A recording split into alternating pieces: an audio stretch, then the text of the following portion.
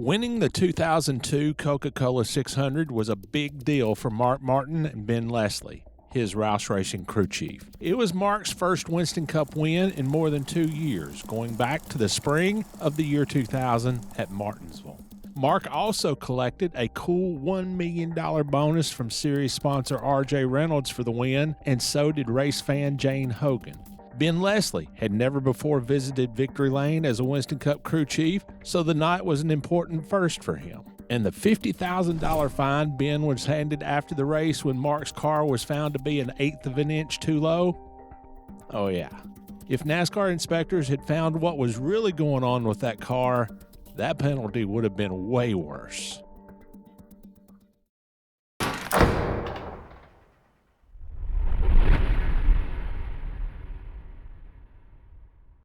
Here's what you need to know about Mark Martin, the racer.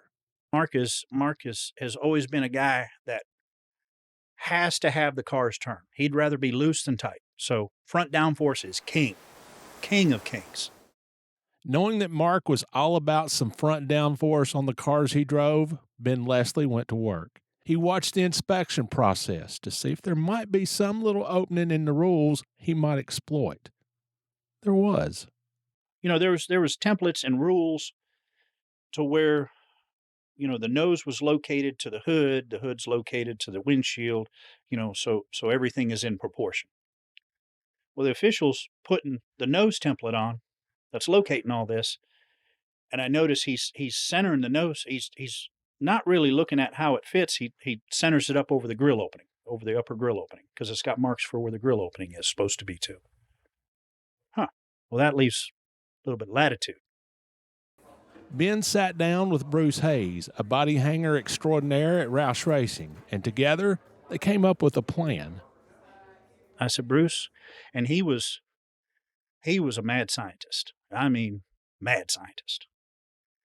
I said, Bruce, I think we got something here. Here's how they're checking it. I said, so if we just take, and there was a notch where the hood and the nose seam had to be.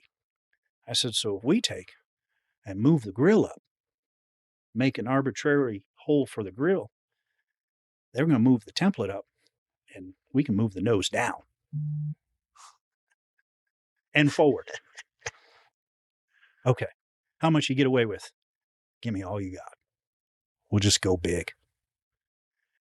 The car with the new nose was first run in early April at Texas, where it took Mark to a third-place finish behind winner and Roush Racing teammate Matt Kenseth. Then it won the 600 at Charlotte. We built a nose out of sheet metal and glued the numbers to the front. And then there's also a sticker that had production numbers behind the headlights. Well, we cut the headlights out of a new nose and just glue that in the back. Plus you needed to put the Kevlar behind it so it hide the sheet metal, because it's supposed to all be Kevlar, not sheet metal. So this. Now, how much of this does Mark know? He knew it.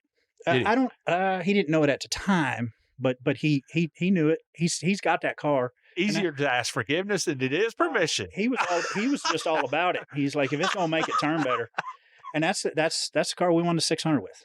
That's the famous Batmobile. Okay. So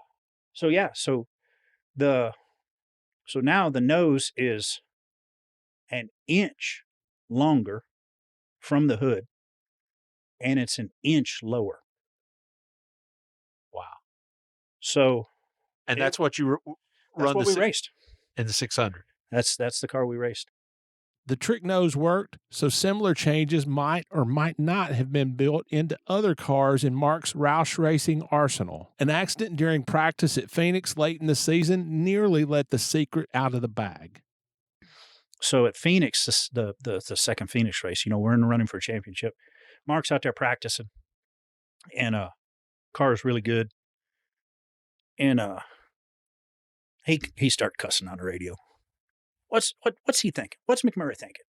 Well, McMurray just all of a sudden decided to pit in front of him, woed way up, coming out of 4, checked up. Well, Mark hit him. He's like, I think I clipped him with the left front headlight. And now we've made the nose so big, so much longer. We had our own headlight decals made because the ones that Ford supplied made it look like the nose was too big for the decals. So, and then they supplied a Taurus to go in the front in between the upper and lower grill opening. But it was so big because that space had gotten so small, we had to use the Taurus that they made for the rear, which was half the size, and put there. So it didn't, because it just looked like a sore thumb. So Mark comes rolling in the garage at Phoenix and rolls in, the old garage. And yeah, he'd run up underneath McMurray's bumper. Well, it had knocked all the nose coat and paint off. And there was a spot about that big of just raw sheet metal where it's supposed to be Kevlar. So that was kind of a, uh-oh. Yeah. Somebody get something. We got to fix this before somebody really takes notice. NASCAR eventually closed the loopholes that made the trick nose possible. That said, the sheet metal nose wasn't the only ace up Ben Leslie's sleeve. How about a 24-gallon fuel cell? We might just have to do a separate video on that one.